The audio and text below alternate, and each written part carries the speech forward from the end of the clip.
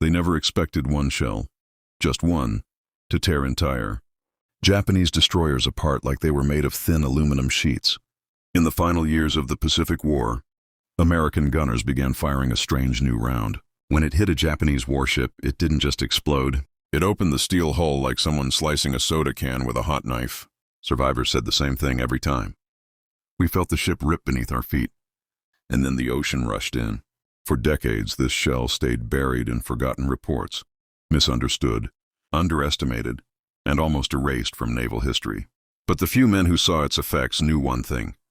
This was not a normal shell. This was a ship killer, and it changed Pacific naval warfare forever. Today, we uncover the secret story of the shell that tore Japanese destroyers apart. The shell the U.S. Navy never expected to become a legend. The mystery begins, approx. 1,000 words. The shell with no name. The year was 1943. The Pacific was a graveyard of burning ships, drifting steel and rising black smoke trails. Every island, every stretch of blue ocean had become a battlefield. But amid the chaos, a quiet debate was unfolding inside the U.S. Navy's gunnery divisions. American destroyers, especially the Fletcher class, were powerful, fast, and deadly, but the officers kept reporting the same strange thing. Our shells punch clean holes. They don't shred. Standard 5-inch .38 shells were accurate and reliable, but they were too clean. They entered one side of a Japanese destroyer, exploded inside, sometimes causing major damage, but rarely breaking the ship apart instantly. This became a problem during night battles around the Solomon Islands, where Japanese destroyers, especially the feared Kagero and Fubuki classes, were extremely tough and carried the deadly Type 93 Long Lance torpedoes. Those torpedoes didn't just sink ships, they erased them. American gunners needed something that could stop a Japanese destroyer before it launched its torpedoes. Something violent, something fast, something that broke ships open. And then one night, a shell that was never meant for destroyers did exactly that. The first incident.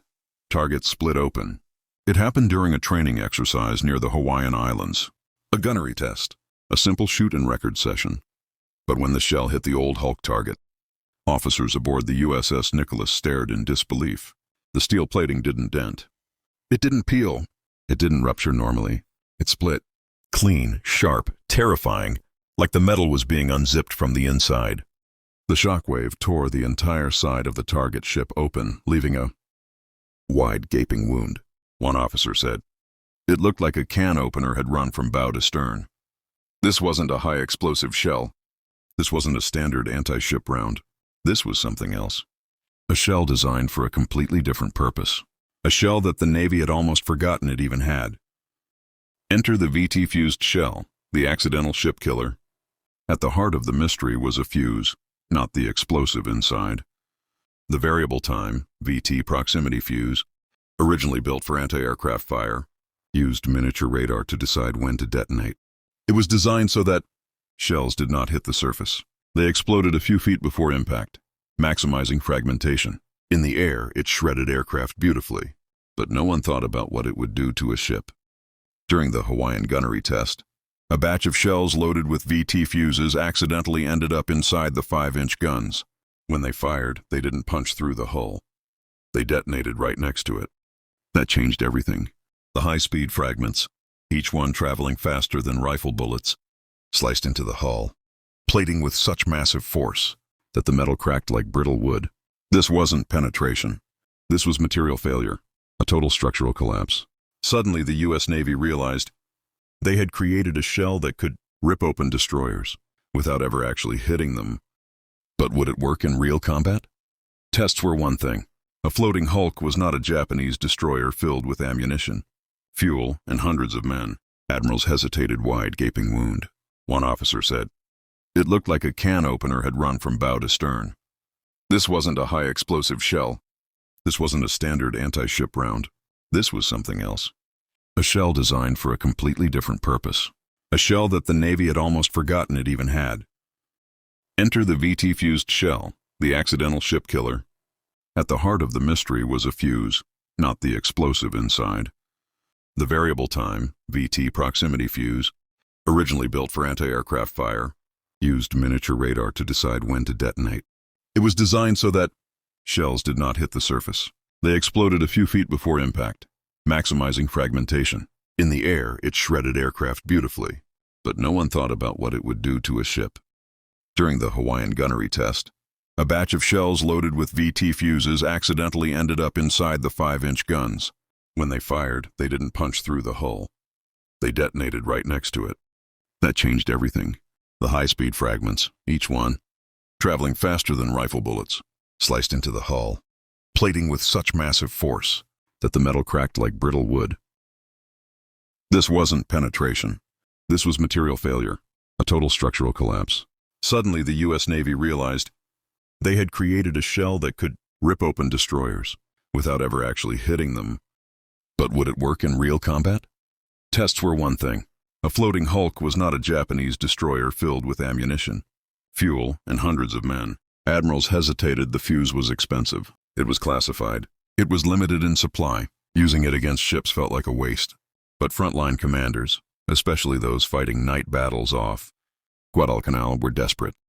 They needed a weapon that could break torpedo-equipped destroyers instantly, disrupt formations, kill crew, force Japanese captains to break off their attacks. So quietly, without much publicity, a small number of VT-fused shells were authorized for surface combat. Not many, just enough. And soon, they would prove their worth. A deadly chance encounter, Night of the Splitting Steel. On a dark moonless night in 1944, the USS Charles Osborne, part of Captain Arleigh Burke's destroyer squadron, encountered a group of Japanese destroyers racing to launch torpedoes. Burke gave one order: load VT. Gunners hesitated, shock and excitement mixing in their eyes, but they obeyed. The first salvo arced into the sky. The shells descended. The fuses woke up. And then, the ocean lit up. But what happened next would shock everyone, even Burke himself. Night of the Splitting Steel. Approximate 1,050 words. The night was so dark that even the moon seemed to have abandoned the Pacific. Clouds smothered the horizon, the sea was black glass, and the only sound was the low hum of the USS Charles Osborne's engines cutting through the water. Arleigh Burke, 31-knot Burke, stood on the bridge, jaw clenched, binoculars fixed straight ahead. He didn't trust the dark. He didn't trust the silence. And most of all, he didn't trust Japanese destroyers. They were out there. He could feel them. And then radar confirmed it. 4 fast-moving contacts, Japanese destroyers, closing in at high speed. These were long lance carriers.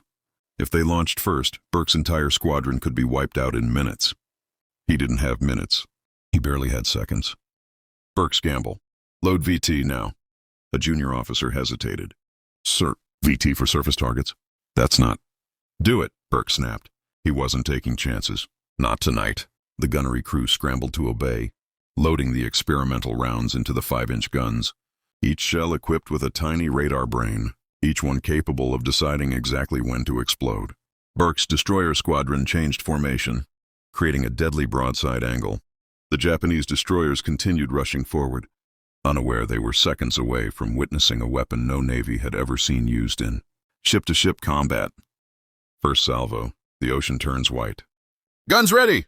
Target, enemy destroyer, 12,000 yards. Fire! 5 rapid flashes from the Charles Osborne's guns tore into the darkness. The shells soared into the sky, invisible arcs of death disappearing into the night. As they descended, the proximity fuses activated, tiny, brilliant machines searching for reflective metal surfaces. Then, boom, boom, boom, boom, boom! A series of mid-air explosions erupted just meters from the lead Japanese destroyer. Brilliant white flashes lit the ocean like lightning. Sprays of superheated shrapnel slashed sideways at unbelievable speed. Faster than rifle bullets. Faster than anything the Japanese had ever imagined. And that's when the impossible happened. The destroyer splits open, a sound like tearing metal.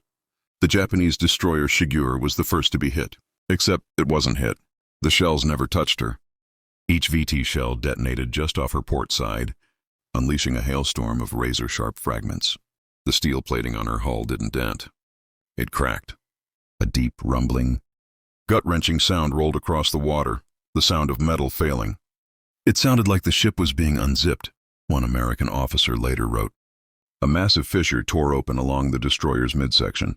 Seawater poured in. Crewmen were thrown across the deck. Electrical systems failed instantly. Within less than a minute, the shigger began to list violently. Burke's officers stared wide-eyed. This wasn't normal shell damage. This wasn't a hole. This was structural collapse. The shell fragments had cut the destroyer open like it was made of thin aluminum. Second salvo, pure chaos. The Japanese formation faltered. But Burke didn't stop. Second salvo. Same target. Another streak of shells arced overhead, detonating again just before impact. The blasts ripped across the wounded Shigure, widening the split in her hull until the entire midsection gave way. Internal bulkheads failed. Pipes burst. Boilers ruptured. A huge plume of steam roared into the air as the destroyer literally broke apart from the inside. One Japanese officer later described it as a white flash, a cracking noise, then the sea swallowed everything. The Shigure's bow and stern pointed in opposite directions as the center section sagged inward. Then, with a groan that echoed across the waves, the destroyer began to sink. In the enemy panics. These aren't normal shells. The remaining 3 Japanese destroyers were thrown into confusion. Their captains shouted contradictory orders. Launch torpedoes. No. Evasive maneuvers. Turn starboard. Break formation. The sudden chaos ruined their carefully timed torpedo attack. The long lance tubes remained unlaunched, and Burke was not about to miss an opportunity. He gave a command rarely heard in naval combat. Open with full VT loadout. All guns. The American destroyers unleashed a broadside so intense it looked like daylight had flashed across the sea. Third salvo, a ship torn clean in two. One of the retreating destroyers, the Samadar, tried to escape by turning sharply. But this maneuver exposed her broadside. The Charles Osborne didn't miss. The VT shells burst against her port side in rapid succession. Boom! Flash, crack, flash, crack. The ship's steel plating erupted outward. Sheets of metal curled backward like peeled banana skin. Crewmen were thrown into the water as fragments sliced through deckhouses, fuel lines, and torpedo racks. Then the unthinkable occurred. The Samadar's fuel tanks ignited. A huge fireball rose, illuminating the battlefield with a fiery orange glow. Seconds later, a second explosion followed. The torpedoes had cooked off. The blast split the destroyer cleanly in two. Her bow drifted one way, her stern the other, flames still pouring from both ends. Burke realizes what he has. A war changer. The bridge of the Charles Osborne was silent. Even Burke, legendary for his nerves of steel, was stunned. This wasn't just a new shell. This wasn't just another weapon. This was a ship killer, a battle turner, a technological leap that no one had expected. He muttered under his breath. My God, we've been sitting on this the whole time. Final salvo, the Japanese retreat. The remaining 2 Japanese destroyers fled at full speed, engines screaming, wakes glowing white under the fire-lit sky. Burke didn't chase. He didn't have to. The message was clear. The U.S. Navy had just unleashed something the Japanese were not prepared for. A shell that detonated before hitting. A blast that broke metal instead of piercing it. A weapon that could turn a destroyer into drifting scrap in less than 60 seconds.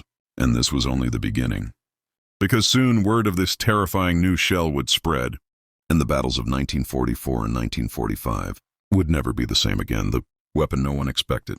Approximate 1,050 words. The smell of burning oil still clung to the midnight air. Shattered beams, drifting debris, and the glowing embers of 2 destroyed Japanese destroyers floated across the dark waves like a graveyard. But aboard the USS Charles Osborne, the atmosphere was electric. Officers whispered.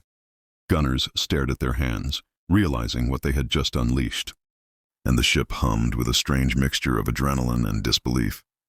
The VT shell, a weapon they had barely trained with, had just torn 2 enemy destroyers apart in minutes. Burke knew the truth. This wasn't a fluke. This was a revolution. Aftermath on the bridge. Sir, what did we just do?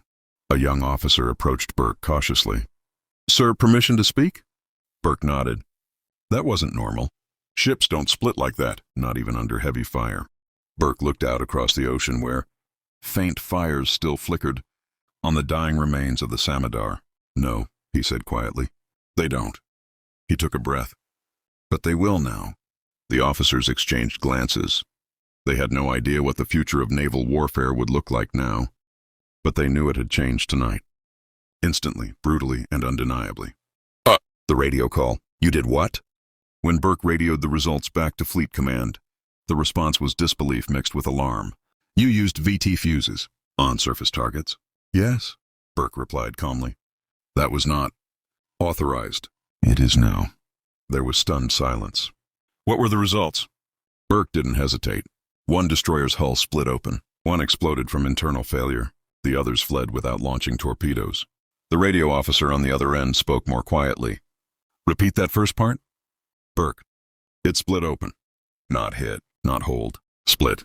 Command had no answer. How the VT fuse actually worked. The hidden science. Before this battle, VT fuses were seen as anti-aircraft miracles. Tiny radar sets inside the shells measured distance between the shell and nearby metal. And when the shell came close enough, just a few meters from a target, it detonated sideways, sending fragments slicing like a circular saw. When used against aircraft, it shredded wings, ruptured engines, and tore fuselages apart. But nobody expected what those sideways fragments would do to ship hulls at sea level. Here's why they became so deadly. 1. Fragments struck the hull nearly parallel. Instead of punching holes, they scraped along the steel, cutting long lines. 2. Multiple detonations overlapped. The shell bursts occurred just feet from the metal, compounding stress. 3. Japanese hulls were thinner, designed for speed, not for absorbing thousands of fragment impacts. 4. Shockwaves traveled through internal compartments. Bulkheads buckled like cardboard under water pressure. 5. Fuel lines and torpedo racks were extremely vulnerable. All these factors combined to create the horrifying effect. A destroyer's side would tear open long before its crew understood what hit them. On Japanese survivors, the side disappeared. Hours later, American scouts searching the area found something rare. Japanese survivors clinging to debris. One officer, exhausted and half-conscious, murmured, "We heard no impact, only a great white flash. Then our ship opened, like paper," another survivor whispered. The steel peeled back. We saw the sea through the cracks. Their words spread quickly among American crews. Men who had fought through countless naval duels shivered hearing these accounts. This was different. This was terrifying. But it wasn't over, because Burke knew something. If 2 destroyers had fallen so easily, then larger ships might be vulnerable too. Cruisers, even battleships. He had to find out. On the next challenge, a Japanese cruiser approaches. As dawn approached, radar operators detected something bigger, something heavier, something armored. A Japanese light cruiser. The Nagara was closing in, likely responding to the distress signals of the destroyed destroyers. It was larger than any ship Burke had yet faced using VT shells. Now came the real question. Would VT shells break a cruiser's hull the same way? Or had the destroyers only died because they were thin-skinned? Burke tightened his grip on the railing. If the VT fuse worked even halfway as well against a cruiser, then he had discovered the closest thing to naval witchcraft in the Pacific. I prepared a fire, VT loadout only. His officers hesitated. "Sir, a cruiser isn't a destroyer. Her hull is stronger."